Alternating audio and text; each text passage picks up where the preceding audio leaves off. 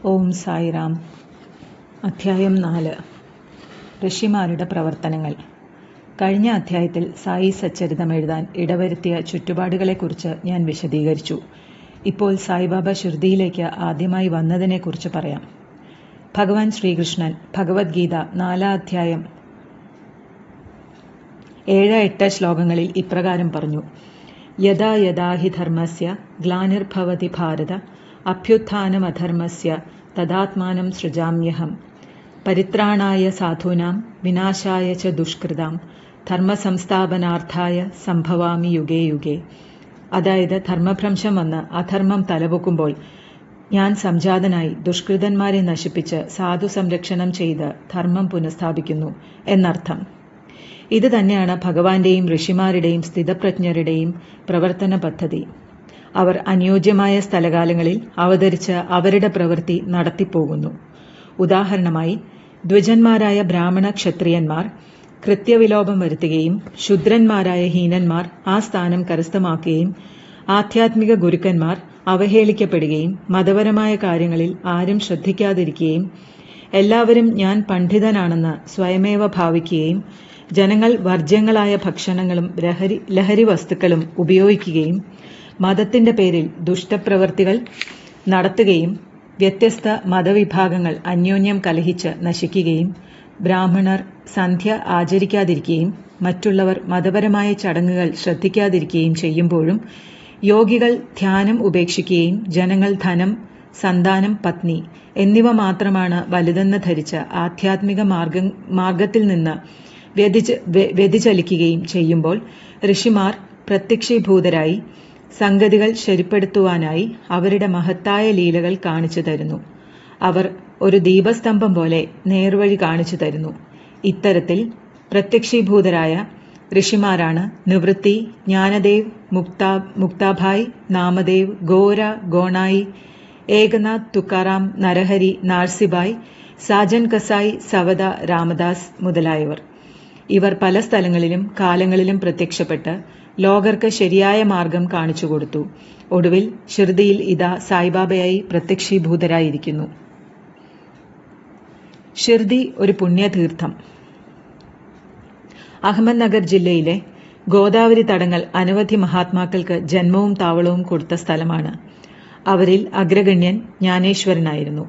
അഹമ്മദ്നഗർ ജില്ലയിലെ കോപ്പർഗാവൺ താലൂക്കിലാണ് ഷിർദി. അവിടെ നിന്ന് ഗോദാവരി നദി കടന്നാൽ ഷിർദിയിലേക്കുള്ള വഴിയാണ്. അങ്ങനെ 9 നാഴിക നടന്നാൽ നിമഗൌണിൽ എത്തും.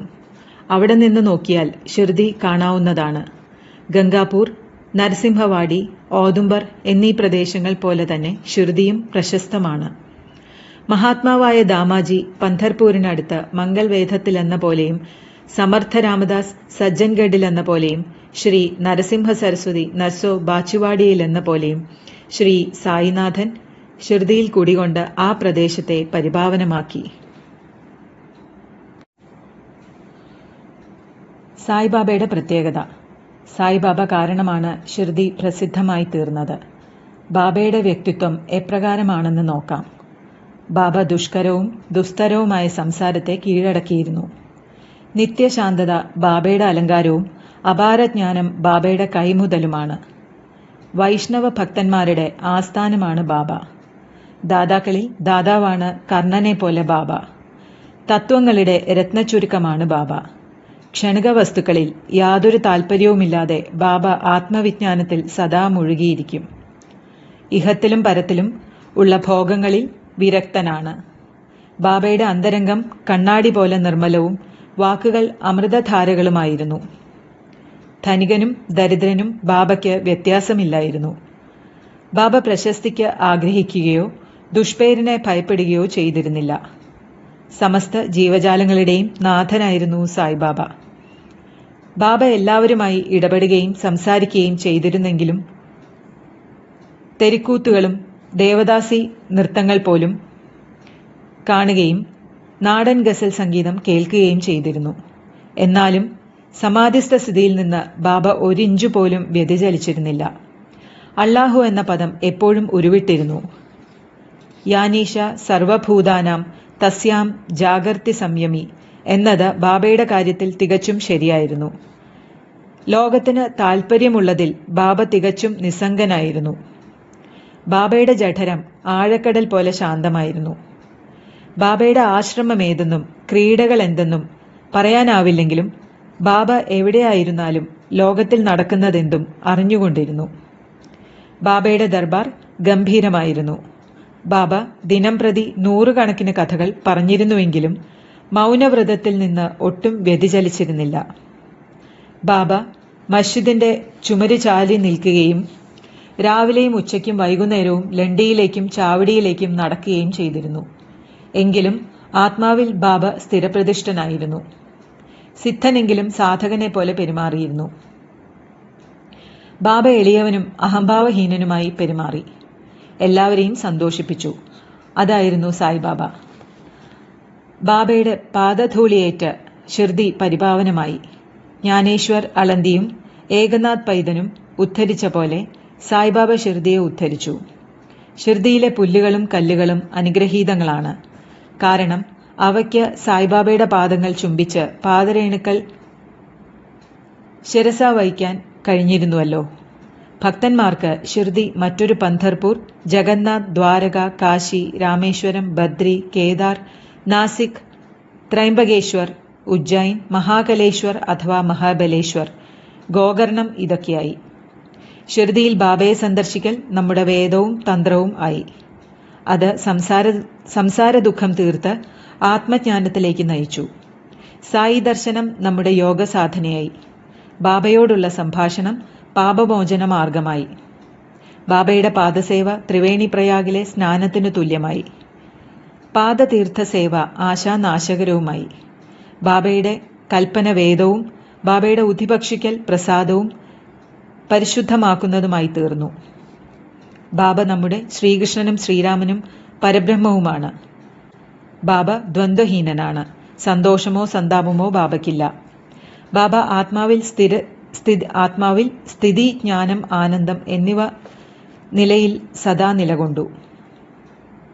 ഷിർദി സായിബാബയുടെ കേന്ദ്രസ്ഥാനമായിരുന്നുവെങ്കിലും ബാബയുടെ ലീലകൾ ദൂരദേശങ്ങളായ പഞ്ചാബ്, കൽക്കട്ട, ഉത്തരേന്ത്യ, ഗുജറാത്ത്, ഡക്കാൻ, കർണാടക എന്നിവിടങ്ങളിലെല്ലാം കാണപ്പെട്ടു.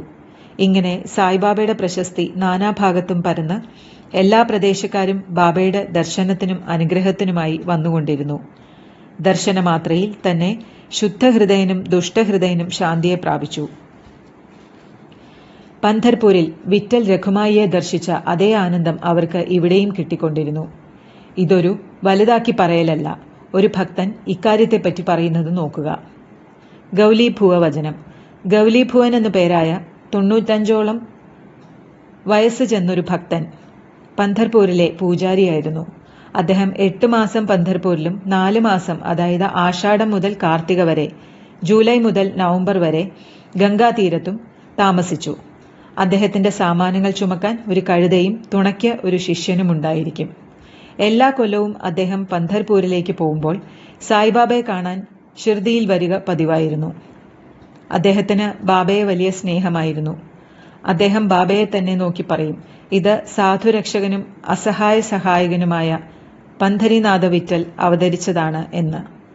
എത്രയോ തവണ പന്ധരിയിൽ പോയ ഈ ഗൗലീഭുവൻ തീർത്തു പറയുകയാണ് സായിബാബ വിറ്റലാണെന്ന്. വിത്തൽ ദർശനം.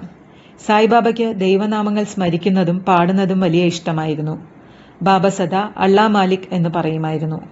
മറ്റുള്ളവരെ കൊണ്ട് അഖണ്ഡമായി 7 ദിനരാത്രങ്ങൾ സപ്താഹരൂപേണ നാമജപം നടത്തിക്കുകയും ചെയ്യുമായിരുന്നു. ഇതിന് നാമസപ്താഹം എന്ന് പറയും. ഒരിക്കൽ ബാബ ദാസ്കനു മഹാരാജിനോട് നാമസപ്താഹം നടത്താൻ പറഞ്ഞു. ദാസ്കനു അതിന് 7-ാം ദിവസം കാലം കൂടുമ്പോൾ വിറ്റൽ ദർശനം കിട്ടുന്ന പക്ഷം നാമസപ്താഹം നടത്താമെന്ന് മറുപടിയും പറഞ്ഞു. ബാബ അതിന് പറഞ്ഞ മറുപടി, വിറ്റൽ തീർച്ചയായും വരും, പക്ഷെ ഭക്തൻ ഉദ്ദേശശുദ്ധിയുള്ളവനും ഉത്സുകനുമായിരിക്കണമെന്ന് മാത്രമെന്നാണ്. അയാളുടെ തലയിൽ കൈവച്ച് ബാബ വീണ്ടും പറഞ്ഞു, ഠാക്കൂർനാഥിന്റെ ഡങ്കാപുരിയും വിറ്റലിന്റെ പണ്ഡരിയും കൃഷ്ണന്റെ രൺചോഡിന്റെ ദ്വാരകയും ഇവിടെ ഷിർദിയിൽ തന്നെയാണ്. ഒരാൾ ദൂരദേശത്ത് പോയി ദ്വാരക കാണേണ്ടതില്ല. വിത്തൽ വിദൂരത്ത് നിന്ന് വരേണ്ടതുമില്ല. വിത്തൽ ഇവിടെയാണ്. ഭക്തിപൂർണമായ മനസ്സോടെ ഭക്തൻ പാടുമ്പോൾ വിത്തൽ ഇവിടെ വെച്ച് രൂപം കൊള്ളുന്നു. ഈ ഷിർദിയിൽ വെച്ചു തന്നെ. സപ്താഹാവസാനം വിറ്റൽ താഴെ വിവരിച്ച പ്രകാരം പ്രത്യക്ഷപ്പെട്ടു. കാക്കാസാഹിബ് ദീക്ഷിത്തിന് ധ്യാനത്തിലിരിക്കുമ്പോൾ വിറ്റൽ ദർശനം ഉണ്ടായി. പിന്നീട് ബാബയെ കണ്ടപ്പോൾ ബാബ വെട്ടിത്തുറന്നു ചോദിച്ചു, വിത്തൽ പട്ടേൽ വന്നില്ലേ? നീ കണ്ടില്ലേ? വളരെ കുസൃതിക്കാരനാണ്. ബലമായി പിടിച്ചോ, അല്ലെങ്കിൽ രക്ഷപ്പെട്ടു പോവും. അശ്രദ്ധ ഒരിക്കലും കാണിക്കരുത്. ഇത് കാലത്താണ് സംഭവിച്ചത്. ഉച്ചയ്ക്ക് മറ്റൊരു വിത്തൽ ദർശനം കൂടിയുണ്ടായി. ഒരു തെരുവ് കച്ചവടക്കാരൻ വിത്തലിന്റെ 10-30 പടങ്ങൾ വിൽക്കാൻ വന്നു. ഈ ചിത്രങ്ങൾ കാക്കാസാഹിബിനുണ്ടായ ദർശനത്തിൽ കണ്ട പോലെ തന്നെയായിരുന്നു. ഇത് കണ്ട് ബാബയുടെ വാക്കുകൾ ഓർമ്മിച്ച് കാക്കാസാഹിബ് അത്യധികം സന്തുഷ്ടനായി. ഒരു പടം അതിൽ നിന്ന് വാങ്ങി അദ്ദേഹം പൂജാമുറിയിൽ വെച്ചു.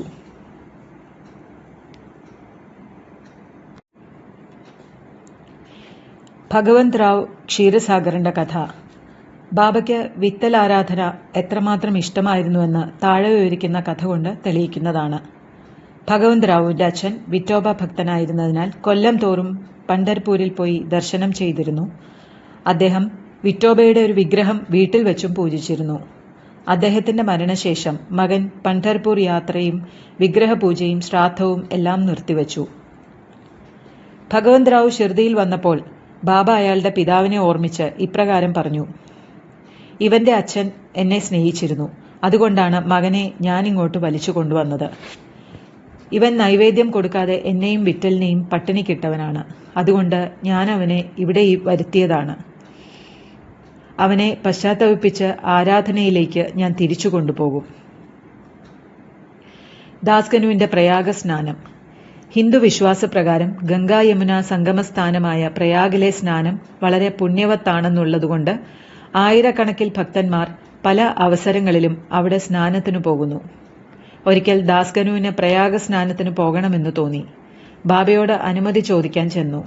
ബാബ ഇപ്രകാരം മറുപടി പറഞ്ഞു, അത്ര ദൂരേക്കൊന്നും പോകേണ്ടതില്ല. നമ്മുടെ പ്രയാഗ് ഇവിടെ തന്നെയാണ്. എന്നെ വിശ്വസിക്കുക. അപ്പോൾ കണ്ട അതിശയം അവർണ്ണനീയമായിരുന്നു. ദാസ്കനു ബാബയുടെ പാദത്തിൽ തലവെച്ചപ്പോൾ ബാബയുടെ 2 കാലിന്റെയും തള്ളവിരലുകളിൽ നിന്നും ശക്തിയായി ഗംഗാ യമുന തീർത്ഥങ്ങൾ ഒഴുകാൻ തുടങ്ങി. ഈ ലീല കണ്ട് ദാസ്കനു ഭക്തിപരവശനായി 2 കണ്ണിൽ കൂടെയും കണ്ണീരൊഴുക്കി. അയാൾക്ക് ആന്തരിക പ്രചോദനം വന്നു. ഒരു മധുരസംഗീതം വഴി ബാബയെ സ്തുതിച്ചു. സായിബാബയുടെ അതുല്യ തത്വങ്ങളും ഷിർദിയിലേക്കുള്ള ആദ്യ സന്ദർശനവും. സായിബാബയുടെ മാതാപിതാക്കളെപ്പറ്റിയോ ജനനത്തെപ്പറ്റിയോ ജനന സ്ഥലത്തെപ്പറ്റിയോ ആർക്കും ഒന്നും അറിയില്ല. പല അന്വേഷണങ്ങളും നടത്തിയിട്ടും ബാബയോട് പലതവണ ചോദിച്ചിട്ടും തൃപ്തികരമായ ഒരു വിവരവും ലഭിച്ചിട്ടുമില്ല. നമുക്ക് യഥാർത്ഥത്തിൽ ഈ വക കാര്യങ്ങളെപ്പറ്റി ഒന്നും അറിയില്ല. നാമദേവും കബീറും സാധാരണ മനുഷ്യരെ പോലെ ജനിച്ചവരല്ല. അവരെ ശിശുക്കൾ എന്ന നിലയ്ക്ക് കണ്ടെത്തിയതാണ്. നാമദേവിനെ ഗോണായി ഭീമാരതി നദിയിൽ നിന്നും കണ്ടെടുത്തു. കബീറിനെ തമൽ എന്നവർ ഭാഗീരഥി നദിയിൽ നിന്നും കണ്ടെടുത്തു. അതുപോലെ തന്നെയാണ് സായിബാബയുടെ ചരിത്രം. ബാബ ആദ്യം ഏകദേശം 16 വയസ്സുള്ള ഒരു ബാലന്റെ രൂപത്തിൽ ഭക്തന്മാർക്ക് വേണ്ടി ഷിർദിയിലെ ഒരു വേപ്പുമര ചുവട്ടിൽ ആവിർഭവിച്ചു. അന്നും സായിബാബയിൽ ബ്രഹ്മജ്ഞാനം നിറഞ്ഞൊഴുകിയിരുന്നു. സ്വപ്നത്തിൽ പോലും ലൗകികങ്ങളിൽ തൽപരനായിരുന്നില്ല. ബാബ മായയെ തട്ടിക്കളഞ്ഞു. മുക്തി ബാബയ്ക്ക് പാദസേവ ചെയ്തിരുന്നു. നാനാ ചോപ്ദാറിന്റെ വൃദ്ധമാതാവ് ബാബയെപ്പറ്റി ഇപ്രകാരം പറഞ്ഞു, ഈ സുമുഖനും മിടുക്കനുമായ ബാലനെ ആദ്യം ഒരു വേപ്പുമര ചുവട്ടിൽ ഇരിക്കുന്നതായിട്ടാണ് കണ്ടത്. ഷിർദിയിലുള്ളവർ ഇത്ര ചെറിയ ഒരു ബാലൻ ചൂടും തണുപ്പും വകവയ്ക്കാതെ തപസ് ചെയ്യുന്നത് കണ്ട് അതിശയിച്ചു. പകൽ സമയം ബാലൻ ആരോടും ഇടപഴകിയില്ല. രാത്രി ആരെയും ഭയപ്പെട്ടുമില്ല. ജനങ്ങൾ ഈ ബാലൻ എവിടെ നിന്നു വന്നുവെന്ന് അതിശയിച്ചു. അതിസുന്ദരനായിരുന്നതിനാൽ കാഴ്ചയിൽ തന്നെ ബാലനെ എല്ലാവരും ഇഷ്ടപ്പെട്ടു. ബാബയൊരു വീട്ടിലും പോയില്ല. സദാസമയവും വേപ്പുമര ചുവട്ടിൽ തന്നെ ഇരിക്കും. പുറമേക്ക് വളരെ ചെറുതായി തോന്നുമെങ്കിലും ആന്തരികമായി ബാലൻ ഒരു മഹാത്മാവായിരുന്നു. നിസ്സംഗത്വത്തിന്റെ മൂർത്തിമൽ ഭാവമായിരുന്നു ബാലൻ. ഒരിക്കൽ ഖണ്ഡോബയുടെ ആവേശം കയറിയ ഒരു ഭക്തനോട് ജനങ്ങൾ ഇപ്രകാരം ചോദിച്ചു, ദേവാ, ഈ ബാലൻ ഏത് പുണ്യാത്മാവിന്റെ പുത്രനാണ്? എവിടെ നിന്ന് വന്നതാണ്? ഖണ്ഡോബയുടെ കോമരം കയറിയ ആൾ ഒരു മൺവെട്ടി കൊണ്ടുവന്ന് ഒരു പ്രത്യേക സ്ഥലത്ത് കുഴിക്കാൻ പറഞ്ഞു. കുഴിച്ചുകൊണ്ടിരിക്കെ കുറെ ഇഷ്ടികകൾ കണ്ടു. പിന്നീട് ഒരു പരന്ന ശില കണ്ടു. ആ ശില നീക്കം ചെയ്തപ്പോൾ ഒരു ഇടനാഴി കണ്ടു. അവിടെ 4 മൺവിളക്കുകൾ കത്തിക്കൊണ്ടിരുന്നിരുന്നു. ഇടനാഴി ഒരു മുറിയിലാണ് അവസാനിക്കുന്നത്. അവിടെ പശുമുഖത്തിന്റെ ആകൃതി നിർമ്മിച്ചിരുന്നു. അവിടെ മരപ്പലകകളും അതിൽ കണ്ഠാഭരണങ്ങളും ഉണ്ടായിരുന്നു. ഖണ്ഡോബ പറഞ്ഞു, ഈ ബാലൻ ഇവിടെ ഇരുന്ന് 12 വർഷം തപസ്സനുഷ്ഠിച്ചു. ജനങ്ങൾ ബാലനോട് ഇതിനെപ്പറ്റി ചോദിക്കാൻ തുടങ്ങി. ബാലൻ ശരിയായ ഉത്തരം പറയാതെ അത് തന്റെ ഗുരുസ്ഥാനമാണെന്നും പുണ്യസ്ഥലമാണെന്നും അത് വേണ്ട പോലെ പരിരക്ഷിക്കണമെന്നും പറഞ്ഞു. ജനങ്ങൾ ഇടനാഴിക മുന്നേ പോലെ അടച്ചു.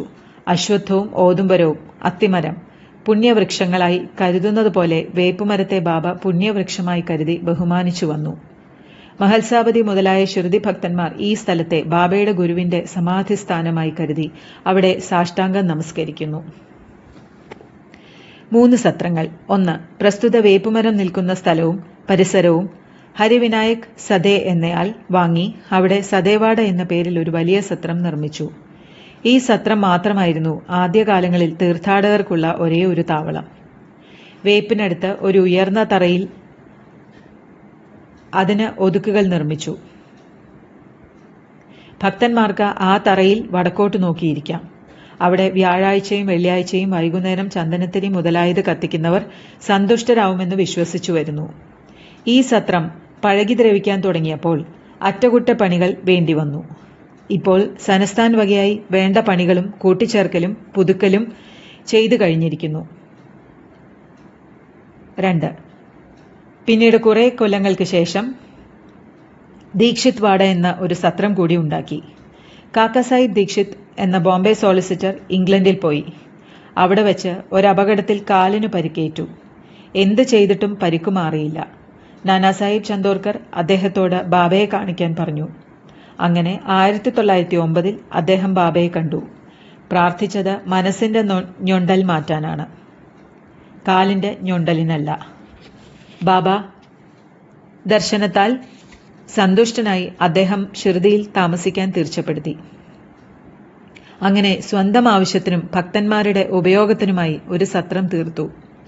ഇതിന്റെ ശിലാസ്ഥാപനം 10-12-1910 നടന്നു. അന്ന് 2 പ്രധാന സംഭവങ്ങൾ കൂടിയുണ്ടായി. 1. ദാദാസാഹിബ് കബർദിക്ക് വീട്ടിൽ പോവാൻ അനുവാദം കിട്ടി. 2. ചാവടിയിൽ വെച്ച് രാത്രി ആരതി തുടങ്ങിവെച്ചു. 1911 രാമനവമി ദിവസം സത്രം പണിതീർത്ത് ആൾതാമസം തുടങ്ങി. 3. മൂന്നാമതായി കോടീശ്വരനായ നാഗ്പൂരിലെ മിസ്റ്റർ ഭൂട്ടി കൊട്ടാര സദൃശമായ ഒരു സത്രം കൂടി നിർമ്മിച്ചു. ലക്ഷക്കണക്കിൽ പണം ചെലവാക്കി നിർമ്മിച്ച ഈ കെട്ടിടം ബാബയുടെ സമാധി സ്ഥലമായി മാറി. ഈ സത്രം സമാധി മന്ദിരം എന്ന പേരിൽ അറിയപ്പെടുന്നു. ഈ മന്ദിരം നിൽക്കുന്ന സ്ഥലം മുമ്പ് ബാബ നേരിട്ട് നട്ടു നനച്ചു വന്നിരുന്ന ഒരു പൂന്തോട്ടമായിരുന്നു. മുമ്പ് യാതൊന്നുമില്ലാതിരുന്ന സ്ഥലത്ത് ഇങ്ങനെ 3 സത്രങ്ങൾ ഉയർന്നു വന്നു. ഇതിൽ സദൈവാഡയാണ് ആദ്യകാലങ്ങളിൽ ഏറ്റവും ഉപയുക്തമായിരുന്നത്. വാമൻ താത്തയുടെ സഹായത്താൽ ബാബ നോക്കിവന്ന തോട്ടത്തിന്റെയും കഥയും ബാബ ഷിർദിയിൽ നിന്ന് താൽക്കാലികമായി തിരോധാനം ചെയ്തതും ചാന്ദ് പട്ടേലിന്റെ കല്യാണ പാർട്ടി ഒന്നിച്ച് വീണ്ടും ബാബ ഷിർദിയിൽ വന്നതും ദേവിദാസ്, ജാൻകിദാസ്, ഗംഗാഗീർ എന്നിവരുടെ സംസർഗവും മൊയ്തീൻ തമ്പോലിയുമായി ബാബയുടെ ഗുസ്തിയും പള്ളിയിലെ താമസവും ഡങ്കാളി മുതലായ ഭക്തന്മാരുടെ പ്രേമവും മറ്റും അടുത്ത സംഭവങ്ങളും അടുത്ത അധ്യായത്തിൽ വിവരിക്കുന്നതാണ്. ശ്രീ സായിയെ നമിക്കുവിൻ. ലോകശാന്തി ഭവിക്കട്ടെ. ഓം സായിറാം.